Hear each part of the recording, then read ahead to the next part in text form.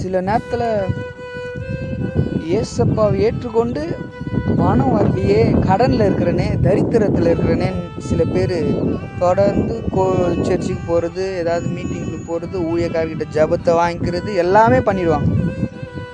ஆனால் அப்பாவை நீங்கள் தேட முதல் என்ன தெரியுமா கொடுப்பாரு? சில நேரத்தில் உடனே வரும், பணம் வரணும்னா வரும், வேறு உங்களுக்கு பிடிச்சது எது வேணாலும் வந்துடுங்க, வாழ்க்கை வரனா வந்துடும். ஆனால் பறவைகள் பாருங்களேன், எந்த கவலையும் இருக்காது, சூப்பராக என்ஜாய் பண்ணி பறந்துன்னு கிடக்குங்க. பார்த்தீங்களா? அப்பாவே சொல்லியிருக்கிறாரு, அதை பாரு, அது ஏதாவது நினைக்குதா, சேர்த்து வைக்க விரும்புதா, அதை பாரு கொஞ்சம் அப்படின்னு. நீங்கள் இப்போ கூட எதுவும் இல்லை, கொஞ்சம் உக்காந்து அந்த பறவைங்க எங்கேயாவது இருந்தால் போய் உட்காந்து பாருங்கள்.